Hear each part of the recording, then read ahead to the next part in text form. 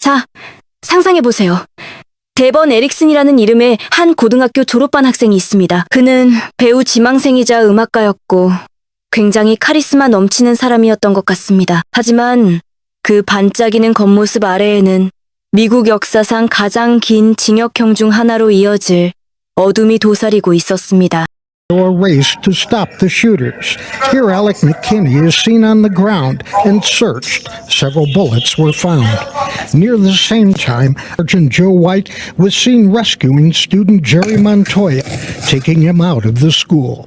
A video was played in court as a detective recorded a brief interview with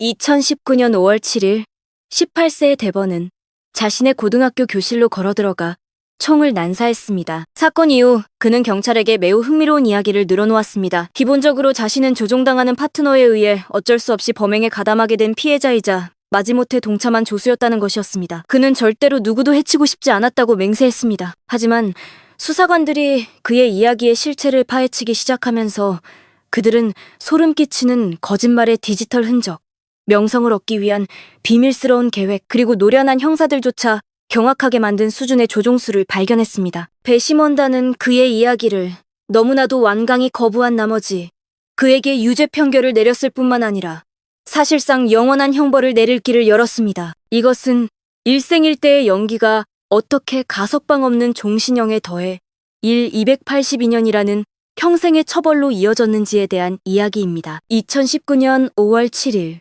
덴버 남쪽의 꽤 부유한 교외에 위치한 K12 차터스쿨인 STEM 스쿨 하이랜즈 렌치에서는 기만적일 정도로 평온한 하루가 시작되었습니다. 졸업식이 불과 일주일 앞으로 다가온 터라 107호실의 전체적인 분위기는 매우 느긋했습니다. 조명이 어두워진 가운데 영국 문학 수업 학생들은 1987년 고전 영화인 프린세스 브라이드를 보고 있었습니다. 완벽하고 지루할 정도로 평범한 장면이었죠.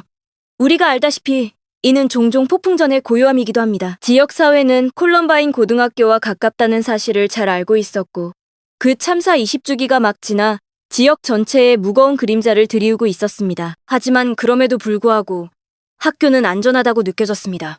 그들은 전담 경찰관 대신 사설 경비업체를 고용했습니다. 그 어두운 교실에 있던 누구도 자신들의 학교가 미국 역사의 어두운 지도에 그렇게 폭력적으로 새겨질 것이라고는 상상조차 할 수 없었을 것입니다. 오후 2시 직전, 교실의 두 문이 정확히 동시에 활짝 열렸습니다. 한쪽 문으로는 그 반 학생인 18세의 데번 에릭슨이 기타 케이스를 들고 들어왔습니다. 다른 쪽 문으로는 16세의 알렉 맥키니가 들어왔습니다. 하지만 데번의 케이스에는 기타가 들어있지 않았습니다. 권총이 들어있었죠. 그리고 알렉도 무장하고 있었습니다. 데번이 무기를 꺼내 아무도 시발 움직이지 마 라고 소리치자 평화롭고 어두웠던 방은 산산조각 났습니다. 영화가 멈췄습니다. 평범함의 주문은 깨졌고 완전한 악몽이 시작되었습니다. 데번 에릭슨이 총을 꺼낸 후 그 짧은 몇 초 동안 순수한 공포가 교실을 휩쓸 때 정말 놀라운 일이 일어났습니다. 공기를 가득 채운 것은 단지 공포만이 아니었습니다. 그것은 용기였습니다. 데번이 제대로 조준하거나 더 많은 명령을 외치기도 전에 18세의 학생 캔드릭 카스티오가 책상에서 몸을 날렸습니다. 그의 친구들은 그를 친절하고 재미있고 로봇 공학을 사랑하는 사람으로 묘사했으며 그 순간 그는 많은 생명을 구할 결정을 내렸습니다. 그는 망설이지 않았습니다. 그는 곧장 데번에게 돌진하여 총격범을 벽에 밀어붙였습니다. 그리고 캔드릭은 혼자가 아니었습니다. 그의 즉각적이고 이타적인 행동에 영감을 받은 다른 두 학생, 브랜든 비알리와 조슈아 존스가 싸움에 합류했습니다. 세 사람은 총을 빼앗기 위해 데번과 필사적으로 몸싸움을 벌였습니다. 혼란 속에서 데번의 무기가 발사되었습니다. 총알 한 발이 캔드릭 카스티오에게 명중했고 그는 그 자리에서 그부들을 지키다 사망했습니다. 조슈아 존스는 다리와 엉덩이에 두 발의 총을 맞았지만 살아남았습니다. 장래 해병대원이었던 브랜든 비알리는 데번의 손에서 총을 빼앗아 마침내 그를 제압하는 것을 도왔습니다. 이 모든 일이 일어나는 동안 알렉 맥키니는 교실 반대편에서 권총을 발사하여 여러 학생에게 부상을 입혔고 이후 복도에서 무장한 경비원에게 제지당해 붙잡혔습니다. 총격과 비명 속에서 그들의 교사인 로렌 하퍼는 학교의 비상 버튼을 눌러 봉쇄 조치를 발동하고 경찰에 신고했습니다. 그녀의 빠른 판단 덕분에 총격범들이 다른 교실로 가는 것을 막을 수 있었습니다. 경찰은 완전히 아수라장이 된 현장에 도착했습니다. 학생들은 손을 들고 대피했는데 이는 끔찍할 정도로 익숙한 이미지였고 근처 레크리에이션 센터에서 불안에 떠는 부모들과 재회했습니다. 총 8명의 학생이 부상을 입었습니다. 하지만 켄드릭 카스티오, 브랜든 비알리, 조슈아 존스의 즉각적인 용기 덕분에 단 한 명의 생명만 희생되었습니다. 자신의 졸업을 불과 며칠 앞두고 있던 켄드릭 카스티오는 영웅이었습니다. 수사관들이 도대체 무슨 일이 일어났는지 파악하려고 애쓰는 동안 총격범 중 한 명이 그들에게 정말 설득력 있고 솔직히 말해 그럴듯해 보이는 이야기를 늘어놓기 시작합니다. 구금된 데번 에릭스는 반항적이지 않았습니다. 누가 봐도 겁에 질린 모습이었습니다. 그는 자신을 살인자가 아닌 또 다른 피해자로 묘사하기 시작했습니다. 그는 형사들에게 자신이 마지못한 공범이었을 뿐이며 더 어리고 폭력적인 파트너인 알렉 맥키니에게 조종당하고 강요당했다고 말했습니다. 데번의 초기 진술에 따르면 모든 계획은 알렉의 것이었다고 합니다. 그는 알렉이 매우 문제가 많고 자살 및 살인 충동이 있으며 학교 총기 난사에 집착하게 되었다고 주장했습니다. 데번은 심지어 알렉이 자신이 동참하지 않으면 친구들을 죽이겠다고 협박했다고 주장했습니다. 그는 심지어 총격 당일 아침 간호사가 자신을 집으로 보내주기를 바라며 일부러 학교 양호실에 갔다고 주장했는데 이는 계획 전체에서 벗어나기 위함이었습니다. 그의 이야기는 매우 상세하고 꽤 설득력이 있었습니다. 그는 알렉이 그날 아침 코카인을 강제로 사용하게 했고 그의 부모님 총기 보관함을 부수는 것을 돕도록 도끼를 휘둘렀으며 켄드릭 카스티오가 그를 덮쳤을 때 총이 우연히 발사되었을 뿐이라고 말했습니다. 그는 절대로 누구도 해치고 싶지 않았기 때문에 즉시 항복했다고 주장했습니다. 이 서사는 강력했습니다. 즉, 변덕스러운 16세가 감수성 예민한 18세 친구를 조종하는 모습을 상상하기는 쉬웠습니다. 데번을 중심으로 구축될 모든 변호는 이 첫 번째 인터뷰에서부터 심어졌습니다. 그는 마약에 취하고 공포에 마비된 혼란스러운 아이일 뿐이라는 것이었죠. 하지만 형사들이 두 사람이 공유한 디지털 세계를 파고들자마자 마지못한 공범의 이야기는 무너지기 시작했고 훨씬 더 사악한 무언가가 그 자리를 차지하기 시작했습니다. 데번 에릭슨의 변호의 전체 기반, 즉 그가 겁에 질린 공범이었다는 주장은 수사관들이 그의 휴대폰 잠금을 해제하는 순간 무너져 내렸습니다. 알렉 맥키니로부터 왔다는 협박 메시지를 찾는 대신 그들은 매우 깊고 불안한 파트너십의 디지털 유령을 발견했습니다. 몇 주 동안 두 사람은 메시지가 사라지도록 되어 있는 스냅챗으로 대화를 나누었습니다. 하지만 수사관들은 진실을 볼 수 있을 만큼 충분한 내용을 복구했습니다. 그들은 조종자와 피해자가 아니었습니다. 그들은 공모자였습니다. 그들은 어두운 계획에 대해 이야기하기 위해 비밀 언어를 사용했습니다. 강요당하는 사람의 사전이 아닌 파트너들의 사적인 사전이었죠. 그들의 대화 기록은 다른 학교 총기 난사 사건, 특히 콜럼바인 사건에 대한 상호적인 매혹으로 가득 차 있었습니다. 이것은 단순한 음모가 아니었습니다. 완전한 이데올로기적 집착이었습니다. 하지만 가장 결정적인 증거는 비디오에서 나왔습니다. 수사관들은 데번과 알렉이 총기 보관함을 부수는 영상을 발견했습니다. 그리고 그 영상에는 도끼를 든 미치광이에게 강요당하는 겁에 질린 10대의 모습이 담겨있지 않았습니다. 아니었습니다. 그것은 두 파트너가 총을 얻기 위해 쇠지렛대와 도끼를 들고 1시간 동안 함께 일하는 모습을 보여주었습니다. 알렉은 나중에 데번을 강요했다는 자신의 주장이 데번이 자신을 비난할 수 있도록 미리 짜놓은 이야기의 일부였다고 증언했습니다. 알렉은 법정에서 맨정신으로 선서하고 말하건대 그건 사실이 아닙니다라고 말했습니다. 그리고 증거는 계속 쌓여만 갔습니다. 그날 아침 그들은 데번의 어머니 차에 오망성과 F, 서사이티라는 문구를 스프레이로 칠한 후 데번이 차에 불을 질렀습니다.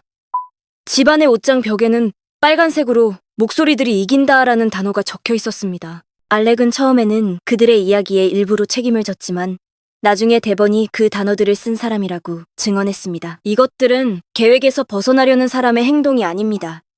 분노의 의식적인 행위와도 같습니다. 그리고 마지막 메시지가 있었습니다. 데번이 양호실에 앉아있을 때 그는 알렉에게 문자를 보냈습니다. 백치로실로 들어가기 불과 몇 초 전에 보낸 그 메시지는 간단하고 소름 끼쳤습니다. 지금 가. 그것은 도움을 요청하는 외침이 아니었습니다. 그것은 청신호였습니다.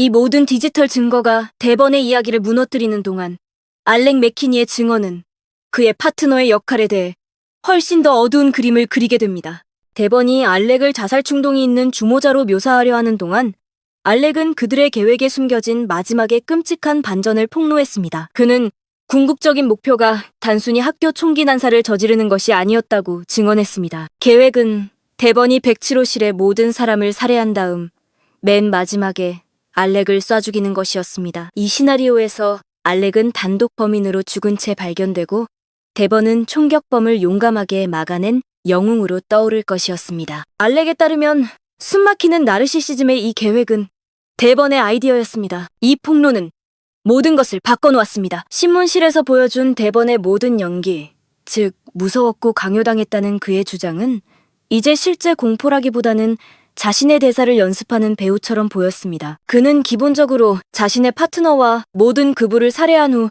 자신이 되기를 바랐던 영웅 캐릭터를 초연하고 있었던 것입니다. 검찰은 조종당한 것은 대번이 아니라 그가 바로 마스터 조종자였다고 주장했습니다. 그들은 더 나이가 많고 카리스마 있는 대번이 알렉의 취약점을 파고들어 그의 분노와 고립감을 부추겼다고 말했습니다. 알렉이 의심을 표할 때마다 그를 앞으로 밀어붙인 것은 대번이었습니다. 그는 악몽에 사로잡힌 추종자가 아니었습니다. 그는 처음부터 자신의 결백에 대한 이야기를 만들어낸 설계자였습니다. 대번 에릭슨의 재판은 기본적으로 완전히 다른 두 현실 사이의 싸움이 되었습니다.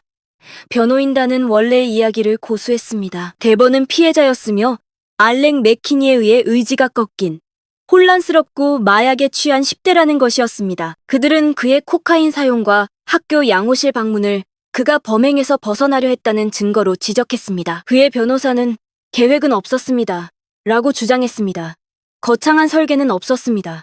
지방검사 조지 브라우클러가 이끄는 검찰은 그 변호를 체계적으로 무너뜨렸습니다.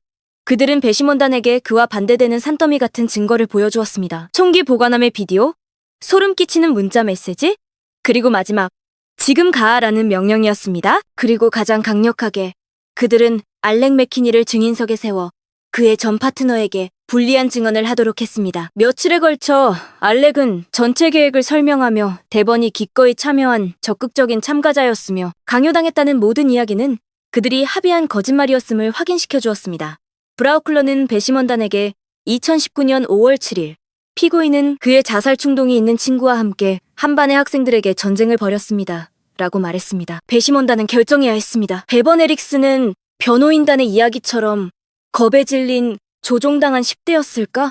아니면 검찰과 그의 공범이 묘사한 냉정하고 계산적인 살인자였을까? 몇 주 동안 계속된 재판 끝에 배심원단이 결정을 내리는 데는 하루도 채 걸리지 않았습니다. 2021년 6월 15일 데번 에릭스는 캔드릭 카스티오의 사망에 대한 1급 살인을 포함한 46개 혐의 모두에 대해 유죄 판결을 받았습니다. 배심원단은 그의 연기를 완전히 그리고 철저히 거부했습니다.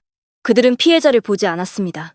그들은 살인자를 보았습니다. 우리는 사법 시스템의 복잡한 구조와 솔직히 말해 인간의 정신을 이해하기 위해 이런 사건들을 파고듭니다. 만약 이러한 심층 분석을 좋게 보시고 채널을 지원하고 싶으시다면 구독하고 알림을 켜는 것을 고려해주세요. 저희가 이러한 중요한 이야기들을 계속해서 조명하는데 정말 큰 도움이 됩니다. 유죄 판결이 내려지면서 남은 유일한 질문은 처벌이었습니다. 데번은 총격 당시 18세였기 때문에 1급 살인 유죄 판결에는 콜로라도 주법에 따라 가석방 가능성이 전혀 없는 종신형이라는 의무적인 선고가 따랐습니다. 하지만 이야기는 여기서 끝나지 않습니다. 아직 처리해야 할 45개의 다른 유죄 판결이 남아 있었습니다. 2021년 9월 17일 데번은 선고 공판에 섰습니다. 생존자들과 가족들이 차례로 나와 그가 간 결코 사라지지 않을 트라우마에 대해 이야기했습니다. 캔드릭 카스티오의 아버지 존은 데번을 똑바로 쳐다보며 그를 테러리스트라고 불렀습니다. 이어서 테레사 슬레이드 판사가 선고를 내렸습니다. 캔드릭 카스티오 살해 혐의에 대해 가석방 없는 종신형. 하지만 그녀는 거기서 멈추지 않았습니다. 그가 죽이려 했던 교실의 모든 학생에 대해, 음모에 대해, 방화에 대해 그녀는 형량을 더했습니다. 각각의 형량이 연달아 차곡차곡 쌓였습니다. 최종 숫자는 그야말로 엄청났습니다. 가석방 없는 종신형에 더해 282년하고도 6개월이었습니다. 왜 이렇게 엄청난 형량이 선고되었을까요? 슬레이드 판사는 고통받은 모든 사람 한 명 한 명을 인정하기 위함이라고 설명했습니다. 그녀는 그들의 이름을 소리내어 읽으며 이 사람들 각자가 당신이 한 일로 고통받고 살아남았습니다. 라고 말했습니다. 당신이 이 사람들 각자에게 한 일에 대한 형을 살아야 합니다. 그 일, 282년은 단지 상징적인 것이 아니었습니다. 그것은 그가 완전히 망가뜨린 각 생명에 대한 빚을 나타냈습니다. 판사는 또한 대번이 감정을 보인 유일한 순간은 그의 가족이 그가 감옥에서 잃게 될 모든 것에 대해 이야기할 때였다고 지적했습니다. 그의 파트너인 알렉 맥키니는 미성년자였기 때문에 종신형을 선고받았지만 약 25년에서 40년 후에 가석방 가능성이 있습니다. 데번 에릭스는 감옥에서 죽게 될 것입니다. 스템스쿨 하이랜즈 렌치 총격 사건의 법적장은 닫혔습니다. 하지만 지역 사회에 있어 그날의 상처는 결코 완전히 아물지 않을지도 모릅니다. 그러나 그 어둠 속에서 그들은 빛을 들어올리기로 선택했습니다. 이 비극에서 기억될 이름은 살인범들의 이름이 아니라 영웅의 이름입니다. 켄드릭 카스티어. 친구들을 구하기 위한 그의 이타적이고 순간적인 결정은 지속적인 영감의 원천이 되었습니다.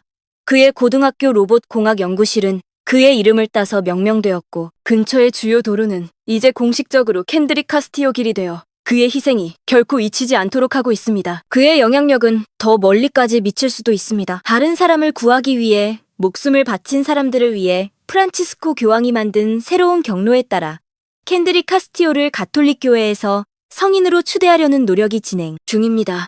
그의 부모님은 이 행동이 두 번 생각하지 않고 다른 사람을 보호하는 그의 천성이었다고 말했습니다. 그가 공식적으로 성인으로 명명되든 아니든 2019년 5월 7일 그의 행동은 영웅적 행위, 그 이상도 이하도 아니었습니다. 이 총격 사건의 이야기는 엄청난 비극과 소름 끼치는 거짓말의 이야기입니다. 하지만 궁극적으로 이것은 계산된 악에 직면했을 때조차 한 사람의 본능적인 용기가 모든 고통을 야기한 자들의 악명보다 훨씬 더 오래 지속될 영웅적인 유산을 만들 수 있다는 것을 증명하는 이야기입니다. 이 영상이 흥미로우셨다면 더 충격적인 실제 이야기들을 위해 꼭 구독하시고 새로운 영상 알림을 놓치지 않도록 알림 설정도 해주세요. 또한 좋아요와 댓글로 여러분의 생각을 나눠주시면 여러분의 응원이 더 많은 숨겨진 진실을 밝혀내는 힘이 됩니다.